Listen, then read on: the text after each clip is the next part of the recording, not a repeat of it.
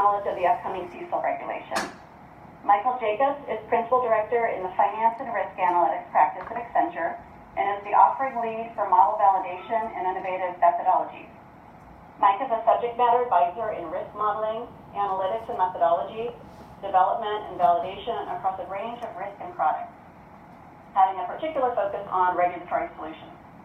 Mike has 25 years of experience in financial risk modeling and analytics, having worked in advisory for prudential regulation and risk modeling as a director in the Big Four, a senior economist with U.S. banking regulators, and an SVP lead model developer in the banking industry. We also have Marcus Cree with us today.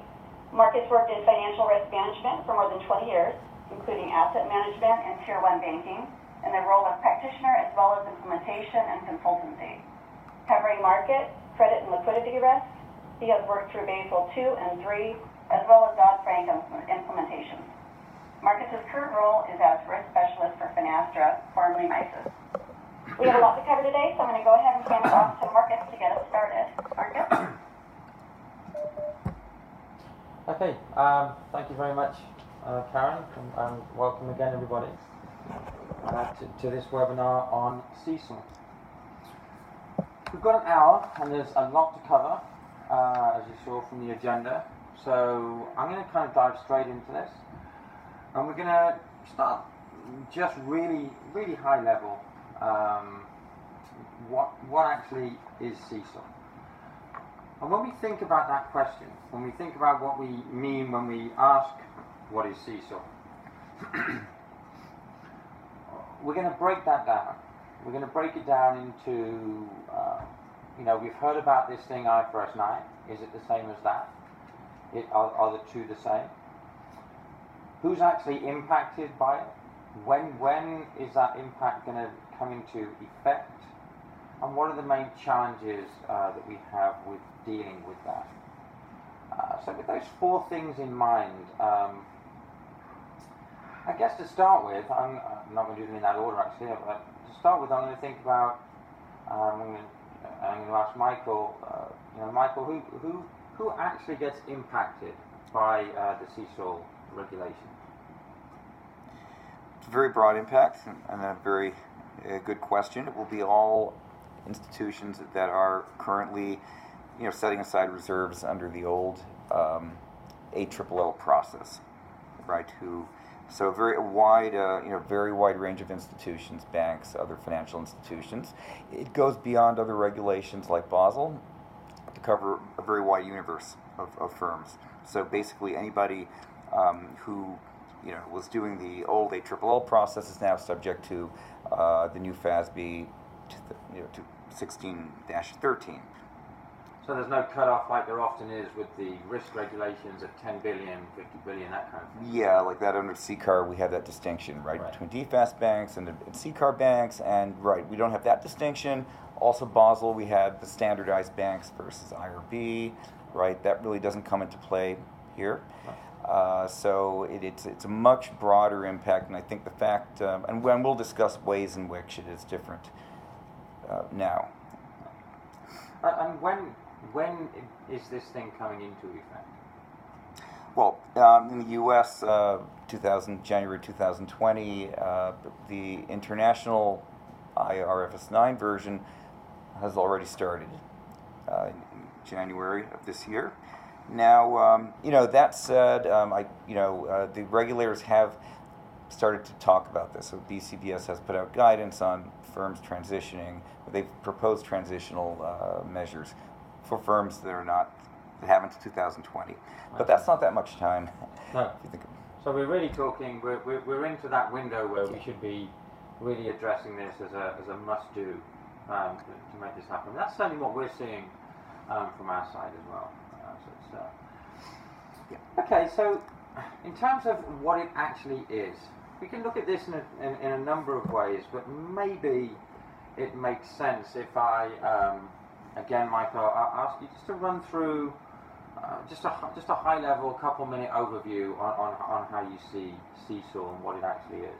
Right. So the proposed FASB changes, right, are the basic blueprint here. So we'll go through this at a high level.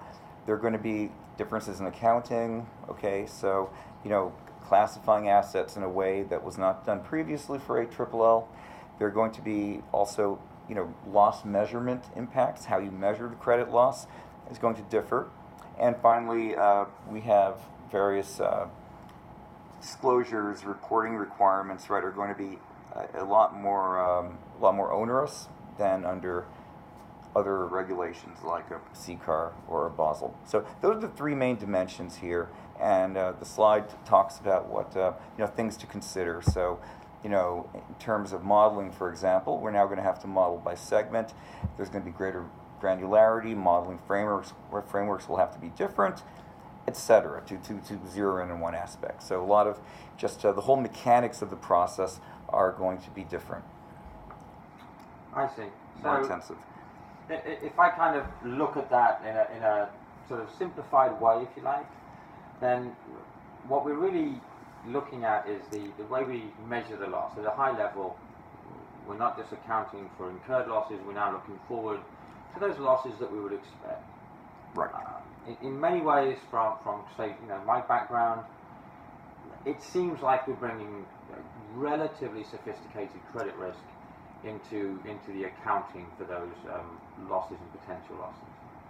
It does rhyme a lot with advanced IRB, Right. to some extent, and then many banks will be even leveraging those processes, because now we have to start thinking about developing the right kind of PDs by the right segment. So correct, it's going to be more advanced.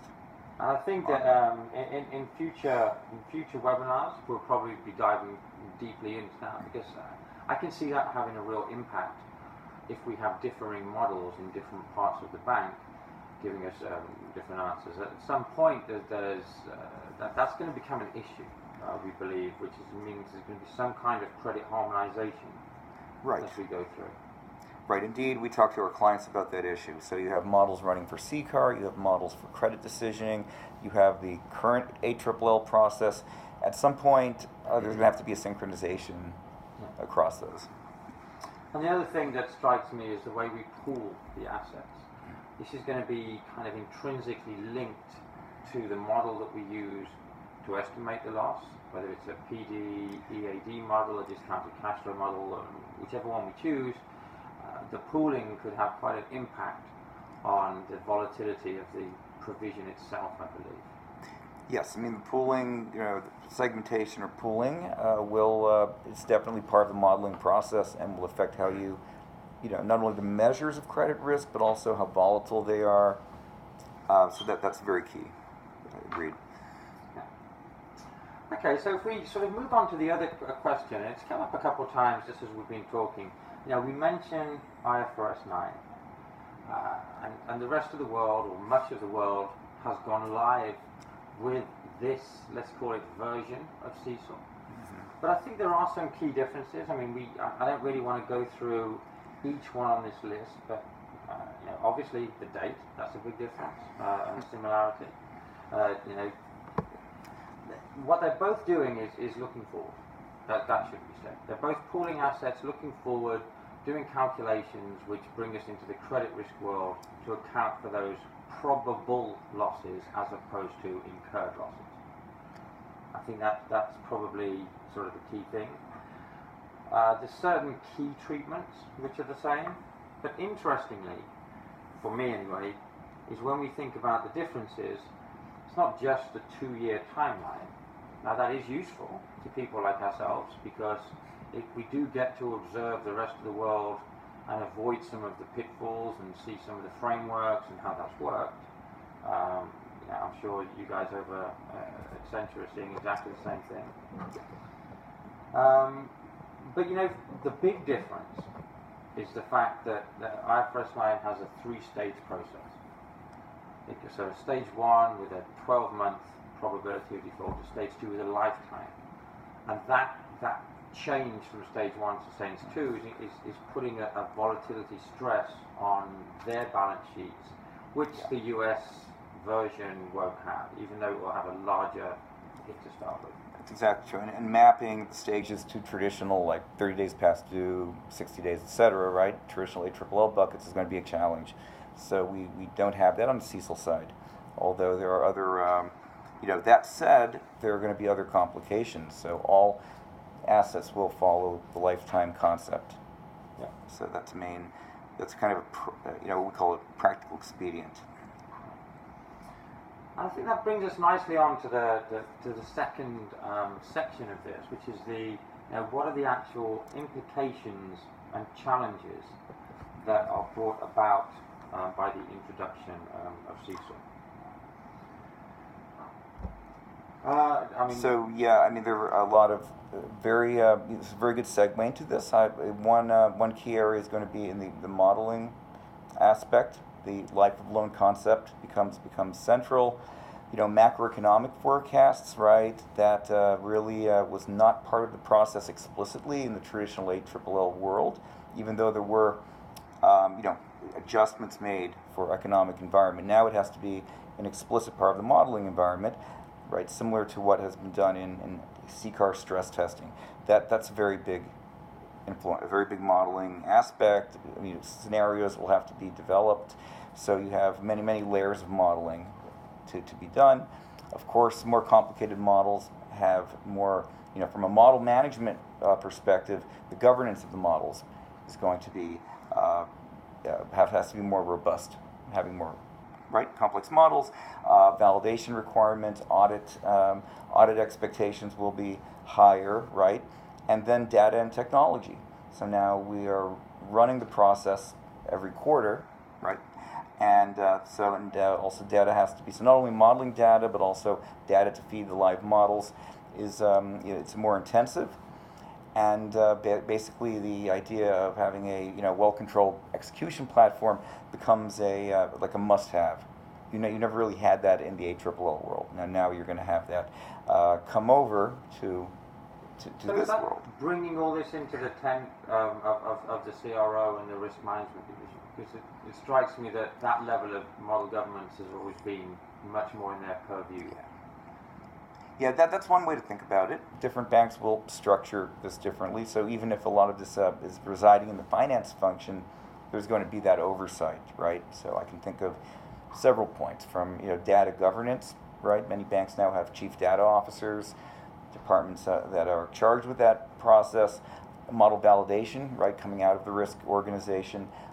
Those expectations will be higher. So we're layering on a lot of complexities, a lot of overhead that we didn't have before within traditional finance organization. If I can kind of take us back a little to the credit modeling capabilities, one of the allowances which is very explicit within CECL is the fact that it allows for discounted cash flow methodology, which is going to allow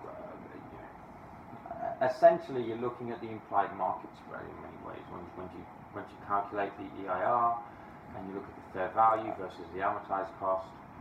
That type of approach, it seems to me from conversations in and around the market that's the approach that many, particularly of the lower tier institutions, will be looking to adopt. Is that what you're seeing from an Accenture? That's part of the story. So many, that's one modeling choice you can make, and has definitely can make life simple on certain dimensions, but can lead to other issues, right? So that we're seeing that. There are different approaches, and we're talking to clients, and we're getting a sense that depending on what your modeling capabilities are, how you've historically, how all of that has evolved, different banks will do things different ways. So what you mentioned, right, the kind of discounted cash flow approaches, it's definitely one option. But and we could delve into this in subsequent webinars. What are the pros and cons of different approaches? Right. And that will certainly be a topic all to itself, I imagine. But I just think it's worth mentioning at this point, because there's a lot of the smaller institutions who are looking at this, who don't have very complex books. They really don't necessarily have the type of customer who's easily pulled and easily just put into one bucket in terms of the modeling, and the cash flow, the discounting cash flow method is a way for them to be compliant, with that, which is it's just a quick way to compliance where the model is fairly easily manageable as well. That's the only point. Yeah, it will get them over the goal line, but I think we were talking to smaller clients too, and also there are alternatives to that. So still more elaborate models that might be more out of the box could be an alternative. So definitely it could be a whole topic unto itself. The other point which I bring up is really goes to the financial and regulatory impact. I mentioned the CRO, the Chief Risk Officer, a couple of minutes ago. And it seems to me that this problem is largely sitting with CFOs, the Chief Financial Officers, but very quickly becomes a risk solution. CFO problem with a CRO solution, you could say. Again, that's really our experience kind of across the board. Yes, I mean, it really, and almost rhymes of what happened in CCAR, right? That even though a lot of the forecasting, a lot of the execution, especially on the PP&R side, was within the finance organization. At some point, it got married into the risk organization, and we are seeing banks that are one tendency is to try to have some integration across those functions, and even on the modeling side, to have models that could be used for multiple functions. So BAU forecasting versus what is done for CCAR, and now versus what could be done for CECL. So definitely different worlds coming together to make that happen. Yeah. Okay. What I'm going to do now, actually, is to break it up a little bit and make sure that the audience is still there. This being a lunchtime webinar on a snowy New York day for those of you in New York. Thanks specifically for joining. And I'm going to ask a question of the audience, which is, so far in the work that you've done towards CECL, what do you estimate the capital provision impact is likely to be? We've got some choices here. We've got below 0%, 0 to 10%, 10 to 20, 20 to 50, or over 50%. This is the impact on the capital provision as against the current model. And we'll let that roll through for 30 seconds or so. It's a very wide range. And in fact, if you've seen any of the impact studies, the range of the estimates out there are pretty diverse. They are, and it seems to me that this is a self-selecting audience, of course, but it seems that whenever I read one of the estimates, it's very dependent upon if it's a multilateral bank conference, if it's so there might be some commonality that within those sections, but when I put them together, it does seem extremely wide.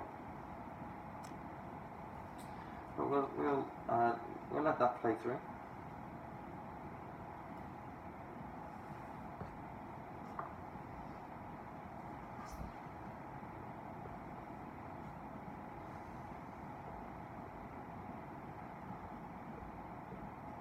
Okay, so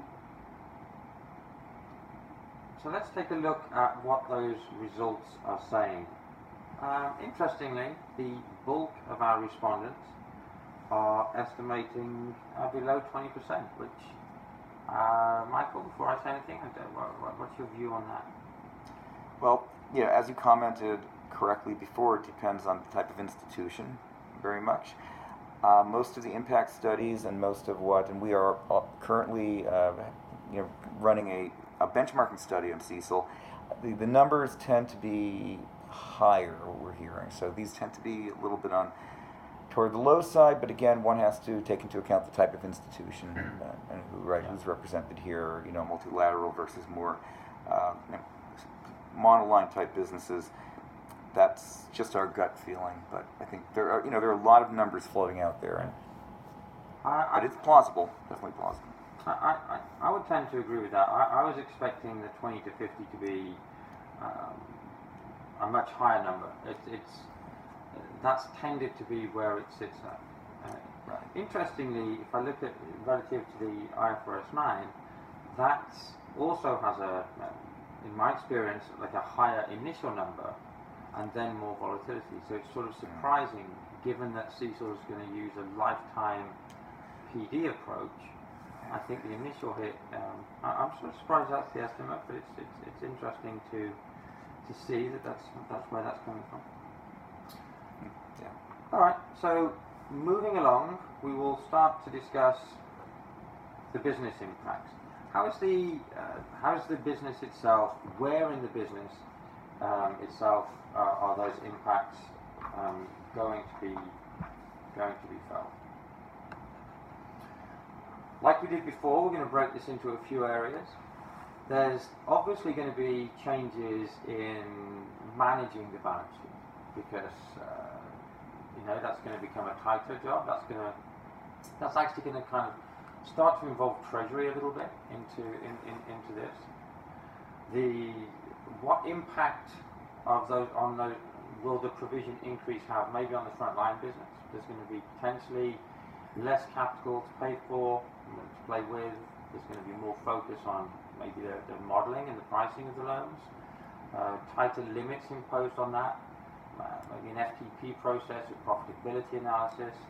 The credit modelling, we spoke before, I think that's going to become really quite key as that harmonisation. And then there's the technology impacts. But what I will do is ask your opinions on those, and I'll... Definitely. These are the relevant dimensions, right? Breaking down the problem, and from the business point of view, we have all of the governance and control overhead being increased. There will be frontline impacts for sure. Then then the broader, you can think of broader operational impacts, right? So now aligning modeling and business stakeholders, that process becomes more critical. And and data quality, right? That's another example of where operational impacts come into play. And I would say related to that, the impacts on technology, right? Kind of what technology do you want to invest in? So now now we're going to start to have to worry about managing larger computational burden, and and integrating qualitative elements into the modeling process. So all of these become we're getting to a higher order of magnitude of effect. So that kind of covers all the dimensions of what we expect to see. What are the key areas of impact? I see. So on that balance sheet volatility, it particularly interests me because we can always look at these regulations as a tick in a box. We can always look at them as a technical hurdle to overcome. And quite often we express things in terms of how much computational power is this going to use? Is it going to be worth us doing that? This one really interests me because if I look at the last few years, we go through discussions on liquidities, on stress testing. We've had the FRTB changes looking at the trading side of the house. All of those are either looking at a small part of the balance sheet, the trading book, or they're looking at the management of that liquidity as an impact of that. The interesting thing about CECL is that it looks at the really large part of the bank, and it starts to put an increase in the stress and the volatility on that part. And I think we're only just beginning to see now across Europe and what those business impacts really are. And I think it behooves us well to actually watch what happens in Europe in order that we can actually start making business plans to take those things into account. Because there are going to be changes in the way money is basically let out of the door. That level of volatility, I'm putting in mind of what happens when there's an increase. There isn't a change in rating, but there's an increase in an implied spread on a rating, of an implied probability of default within a certain sector. And if we have concentrated and we haven't priced our loans to soak that up, then the provisioning could, and the funding cost of that could put us underwater on much of our book. Is that something you guys are discussing as part of the implementation, part of the dealing with this? Yeah, definitely. I mean, so the impacts on pricing, as you say, now that we're going to be using, the metrics we're using as part of the allowance process are changing based on market conditions. This is having a real effect. We can't have the view that, capital versus provisions, are fungible in some way. There are going to be definite impacts. And I think it's going to make, so clients are going to want to think about, how do we want to manage that volatility? What kind of models do we want to have? How do we want to look at things, right? And there could be effects on incentives, right? How the money is leaving the bank, where the money is going.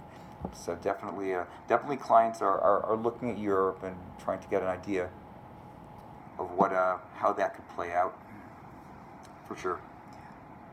And how is that impacting something like the risk appetite for you guys? Because the other part of what we deal with, quite often, risk has come together like it never used to. When I went from much of my early career, you had a market risk department, a credit risk department, someone in the treasury doing liquidity, somebody somewhere counting some operational risk, and never the four would mix. You've seen a definite coming together with the market and credit frameworks, with the various Basel initiatives. The liquidity and market and credit, liquidity has become vital with the various stress testing and the ratios. And now it seems to me that this banking book risk, and not just the stuff that's coming like on the interest rate risk of this, but this actual regulation CECL is impacting that liquidity. It's just sort of crashed the party in terms of the risk game and said, this is the big volatility, the big movements, the big provisions. You can't do it. You mentioned it earlier. How are you going to do your regulatory stress tests or your internal ones?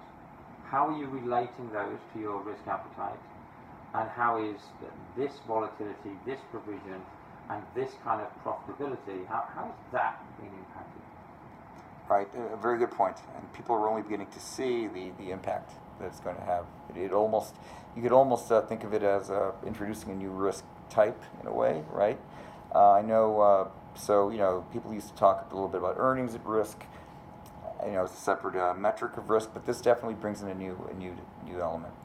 So how is this going to play out alongside internal stress testing, regulatory stress testing? Where does it fit in? So those are all very good things to start to talk to bring to clients. And these are going to be topics for the rest of this series of webinars, because to me, before you even start before you start planning a project, knowing what you're planning has to involve all these. This is the stakeholders I've got to bring into that project plan. Who's got to be involved? Because these are the impacts.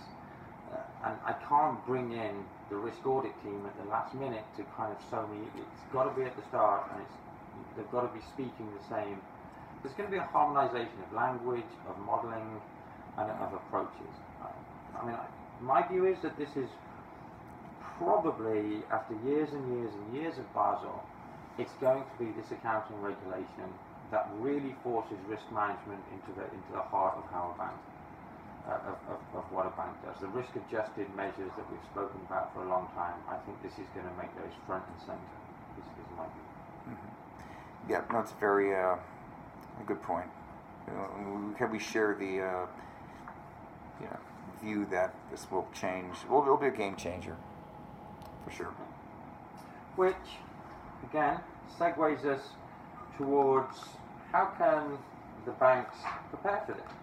We've looked at what it is at a high level. What are we actually looking to achieve? How does that look relative to what the rest of the world has done? Then we've looked at what some of the kind of challenges and the implications for business are. So now let's take a slightly more optimistic on this kind of CECL hero's journey, as we're now going to sort of start walking up the hill.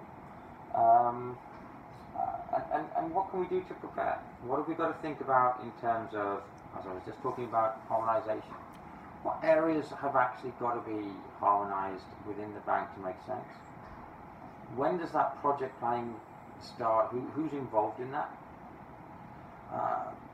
do we have to think about the business model before we think about anything else? And, what about the data?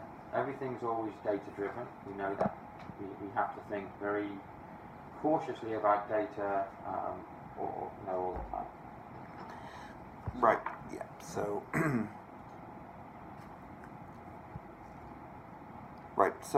how did banks prepare, right? This is kind of the perennial question, right? They will always come to consultants and want to know about what should I be doing now, what should I be doing later.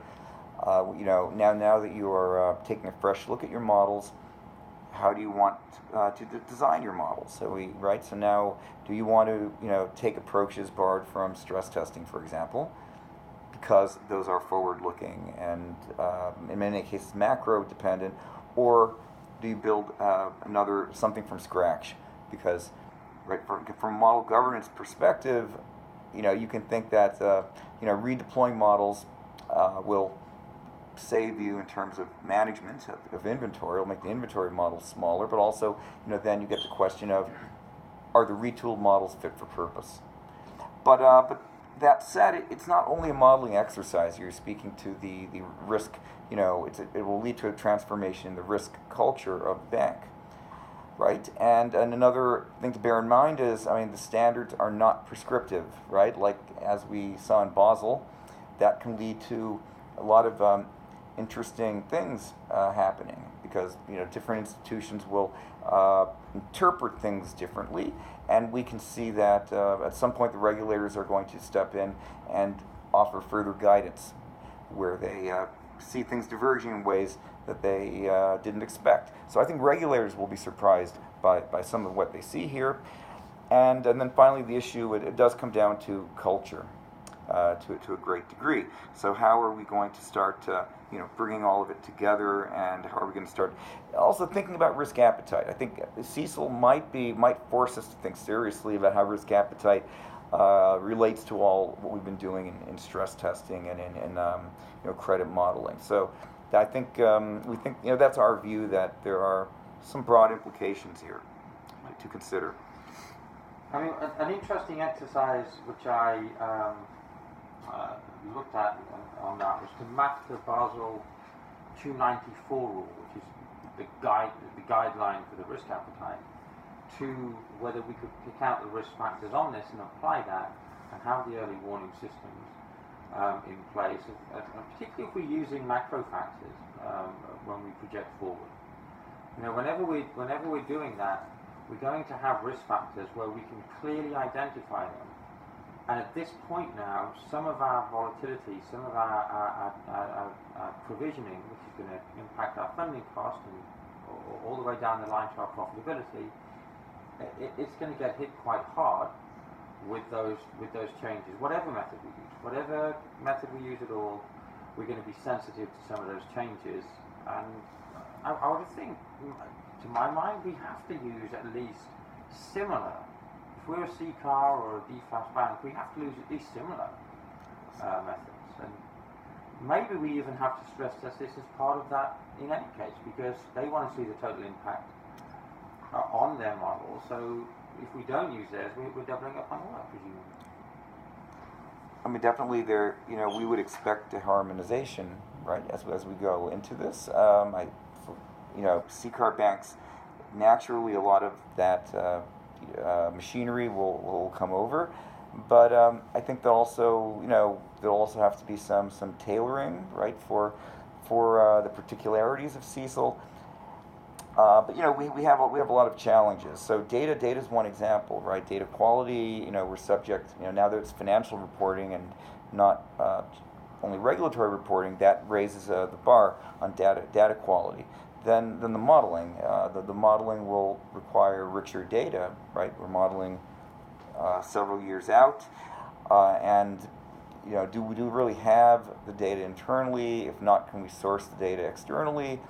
The macroeconomic factors, as we know, a lot of the existing models out there are really not that accurate. So you have models that are not that accurate, and then you have volatility on your provisions. Talking about the forward credit modeling model. Exactly. So do you want to have the uncertainty there feedback into volatility and reserves and hitting your bottom line. So people have to think about what do we want to do. Because a question we get a lot is, what data do we need? Now, I think it's a completely reasonable question of anybody to ask. And interestingly, it has been put to us that the answer, what model would you like to use, is not overly helpful, because to start with, it's, well, if you tell me the data, I can tell you what data I have, and that informs which model. So there is a kind of a chicken and egg in terms of the data, the modeling, and the impact mitigation that we're finding. It's not quite as simple as, this is your model, here's your spreadsheet of data, we'll get it implemented next week. There's a business model and the business impacts, and then there's the available core data to feed the credit loss model, and then you put all that together, and we're finding people have to give a little because of data quality, because of data availability, and for the practical reasons of implementation. Exactly. I mean, so we may have a sense in theory what type of models we're going to need. Those models we may not have the data to support that kind of modeling, and then there are the business effects. So we want to think about. So it's it is in a way you could think about it. We're triangulating, right? The business effects, the modeling considerations, and a data availability. You can't consider either three of them in a vacuum. So at least some very interesting. There will be interesting conversations around this going forward. Yeah. I've just actually pulled up a slide which shows you just a little of where some of that data problem comes from. It's simply an increase in the amount of data that's being collected. If there's been no obvious reason to have and store and monitor the quality of this data, then suddenly having to use it and put it into it makes the back testing, it makes the impact analysis difficult. But it does give you an idea, without going line by line again, you can see just an increase in one of those lines, EIR, it's nestled in there as a line item. And yeah, it is possible, and it is being calculated. But in and of itself, that is not it's not a simple calculation. It's a computationally heavy calculation itself. So that gives you an idea of where we see the increase in data. And this is before we actually decide on the actual models that we want to use. So to illustrate that point a little, and again, this will absolutely be a topic of future discussion. I would say from our experience, this is probably the part of IFRS 9 internationally and CECL in the US, which occupies, this is over 50% of the time. It is almost perceived as a problem of this. I personally think that's a little short-sighted. I think putting the framework in place and actually making sure all the other T's are crossed and I's are dotted is as important. But this is an example of what is explicitly allowed under CECL. Where we can have different ways of getting our loss rates.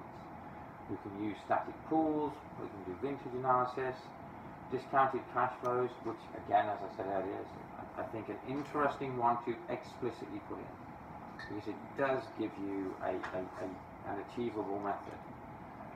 Migration analysis, that's like a transition approach, and then the PD LGD, which I'm sure is a favorite of you being a credit modeler. For sure. I mean, these are the elements that will take up, will occupy, right? All the modelers involved here, all the line of business input. I think that one thing to zero in on is the idea that now we have to forecast. It's not simply modeling on history, but forecasts have to also be supportable from a business point of view.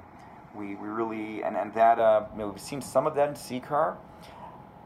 But now I think that's going to figure more heavily now, because we're getting direct bottom line impacts. So, how do we support forecasts, for example, when we have limited basis to support them? So this is kind of the core of it. Yep. Core of the problem. And I suppose the last piece on this, and this really touches on something which I feel certain Accenture is seeing, and we certainly are at Finastra, that it's like you just said, we do part of this with a similar part with our stress testing. We do credit modeling already. We do risk-weighted assets analysis. Your view on which assets we can sort of lever to help us achieve the end result? Well, yeah, I mean, certainly, as we can see here, we have a lot of assets out there. Right, there are a lot of things out there that people are using, but the question is, how are we going to make that work in the CECL context? So I think, our view, at least in our practices, we're going to have to re-engineer some of these. We're going to have to, start to think about some of the second order effects. So it's a matter of how do we take the assets that we have, how do we adapt them to the new environment, and that's basically one area where people are interested in. It's critical. It's critical to have something to start on. I think that we're really in the process of starting to develop a lot of the tools we'll need going forward, because we can. To a limited extent, you can leverage what's been done in the past. Now, we're taking a fresh look at that all includes of it. data elements. And yes. I mean, there's leveraging the calculation units, but there's also, because if I think about the Basel 239 rules about having single sources of data and golden sources and reusing those, we have to start thinking about holding those things together and reusing some of that information. Okay, so what I shall do now is move us on and ask. Oh no, I will not. I apologise. I will ask you to speak about how all of that fits together with regards to what kind of a project plan would you say we should be looking at? What kind of duration? Because remember, 2020 January. Right, it will be upon us very soon. So what we have here, we have a stylized project plan where, we would first get a solid understanding of the requirements, right? What do we have to do? What should we do? Etc. And then where, number two, where do we fall short, and what do we need to do to get to our end state? So all of that is rather critical. That phase 0 and phase 1. To support model development, you really can't start model development until you understand what how the models are going to be fit, right? What the models have to do, and then once that's done, models have to be maintained. There's a whole concept of model life cycle, implementation, controls around model use, controls around change management. All of that kicks in, while you're still doing the modeling usually. And at the end of the day, we have to be able to convey the information to management and to other stakeholders. And given that it's financial disclosures now, the level of scrutiny is a lot higher. So we're not just risking getting an MRA or an MRIA. The penalties for getting this wrong could be quite more severe. So that's why we think that to the extent you can automate a lot of these processes and you can standardize reporting templates and have redeployable assets, to the extent you can get that done, you can speed up the life cycle, you can avoid model errors, and you can move on. So this is kind of the way we envision, and it's very generic, but it gets the point across that you have to be thinking on an end-to-end mind frame. Right. Absolutely. Yeah. And that's exactly the same as we approach these. Even before we decide, like I said, we can't decide on solutions until we've got some idea of what the business is going to look like underneath this regime and how this is going to impact that end to end. Okay, so with that, I shall ask the next polling question, which is, how seriously, as we've discussed these things, we are now, the hourglass has got less than 2 years in it before we go live. Currently, what is the view of our audience in terms of their banks? Are they not looking at CECL, not seriously? Are we just forming project groups? Are we kind of planning the projects but not necessarily, implementing them yet? Or are we implementing? And are there any amongst us who are testing fully implemented solutions? And for that, for kindness, I guess we'll include impact analysis and parallel runs, and obviously in that testing process. So let's give that just a couple more seconds to go through.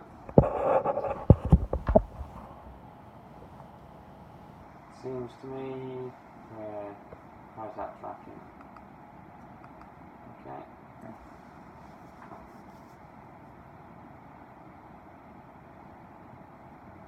So, if we can put those results up on the screen. So we've actually got, this is a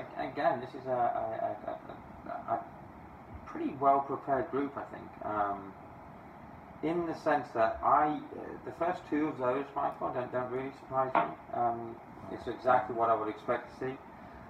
Most of the banks I speak with are in the process of forming their project groups. I would say 50% of my experience are still forming the group, still working out what questions to ask. A smaller number, but some, are actually planning the projects. And I'm surprised here, we've got over a third who are actually implementing the CECL project. What are your thoughts on those numbers? Yeah, to your point, I'm equally surprised. I wouldn't have expected so many to be in the red phase of implementation. I think that I think that speaks to what the potential impact is. That a lot of clients are, I think, waking up to the fact that 2018 is, it's going to be, or 2020 rather, it's going to be soon upon us. Of course, we have self-selection here. I think people participating are already, on the CECL train into one degree or another. But I think there'll be we'll see a rapid increase over the next 6 months or so on actually implementing something, right? Well, we saw a surprising number in Europe who left it until the last 6 months. There's a lot of work done on the impairment model, very little work done on the flow and the process, and a little bit of a scramble to push that through. And quite a few regimes actually gave some extra time rather than go with the January implementation. And that's a very good, interesting point. And what we've noticed is, and especially for the more advanced banks or financial institutions, to the extent that they already have so many models for credit, right? And even the allowance process may already be leveraging credit models from IRB or from CCAR. I think there's almost a perception that we're in pretty good shape. We already have the models. We just have to turn a few dials and plug it into CECL, and that's where there might be some rude awakenings that we cannot, we can't just take a model from CCAR and change a few inputs and run it for CECL. We're going to run into issues, right? Or So we know that on CCAR, taking the scenarios as an example, right? There's a heavily reliance on Fed-provided scenarios. Very few organizations are modeling their own economic scenarios. Well, they're going to find for CECL, we have to think about how we model those scenarios equally as strong as we think about how we do the credit modeling. So there will be a kind of time of reckoning. Yeah, that's coming exactly what we found soon. As we implement the systems through Europe in particular. Got it. Yeah. Another interesting sort of observation that I know has been reported elsewhere, but a lot of the Asian banks have started to downgrade their books already. in order to avoid sort of volatility on it. So a lot of the impact analysis is showing this kind of increase. So moving to our final section, just a couple minutes left before we go to Q&A. How can we minimize all this? And again, I'll remind everybody there will be future webinars on these specific topics. But really what we're looking at here is how can we, it's going to be more expensive, it's going to be data hungry, this is all for an accounting measure. What can we do about this? So, can we optimize our balance sheet in some way? Does that require a profitability analysis, an FTP process, to be built much more directly into the balance sheet management? Do we put limits on the front line in terms of the pools? If we have certain pools and we want to keep them the quality high, do we manage it that way? Do we shrink down? So there's some interplay. And how much of this can we actually automate? Right, what are your thoughts on some of that in a couple of minutes? Because we are butting up soon again. Right. No, definitely. I think that